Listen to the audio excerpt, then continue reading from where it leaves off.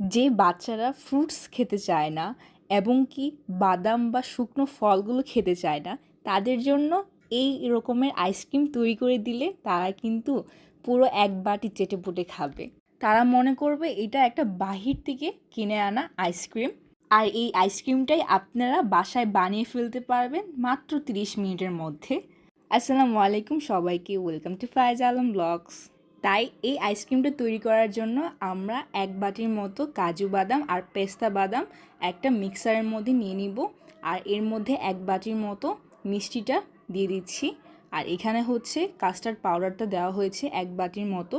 এখন মিক্সারের মধ্যে এটাকে আমরা ভালোভাবে মিহিন করে একটা বাটিতে নিয়ে নিচ্ছি। এই দেখেন পুরাইটা কিন্তু পাউডার হয়ে গিয়েছে, এরকম পাউডার করে নেবেন। এখন এই পাউডারটার মধ্যে আমরা এখানে জাল দেওয়া 1 কাপের মতো গরুর দুধ দিয়ে দিব।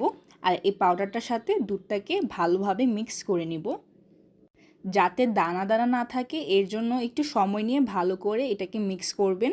আর এই মিক্সচারটার মধ্যেই কিন্তু আমাদের ভিটামিনটা থাকে, যেটা নাকি বাচ্চাদের জন্য খুবই স্বাস্থ্যকর একটা জিনিস। এখন অ্যালুমিনিয়ামের মতো একটা পাত্রের মধ্যে আমরা এরকম 2 কাপের মতো গরুর দুধ দিয়ে দিব। আপনারা কাঁচা দুধ নিলে এটাকে ভালো করে জাল দিয়ে বলক ওঠা পর্যন্ত এটাকে জাল দিয়ে দিব। আর এর মধ্যে যখন বলক উঠে যায় 1 টেবিল চামচ গরুর দুধ দিয়ে দিব। আর এটাকে দুধের সাথে ভালোভাবে মিক্স করে নিব। এখানে আমরা 1 কেজির মতো দুধ নিয়েছি। দেখেন আস্তে আস্তে ঘন হতে হতে কিন্তু দুধটা কমে আসছে। এর মধ্যে এখন যখন বলক উঠে যায়, যে মিক্সচারটা মিক্স করে রেখেছিলাম এটা এখন দিয়ে দিব। দিয়ে ভালোভাবে দুধটার সাথে এটাকে মিক্স করে নিব। আর এটা কিন্তু মিডিয়াম আঁচে আমাদের অনবরত নাড়া দিয়ে পুরাটা প্রসেস করতে হবে। এই মিক্সচারটার মধ্যে কিন্তু কাস্টার্ড পাউডারও ছিল, তাই মিডিয়াম আঁচে রেখে এটাকে পুরোটা জাল দিয়ে নিব আমরা।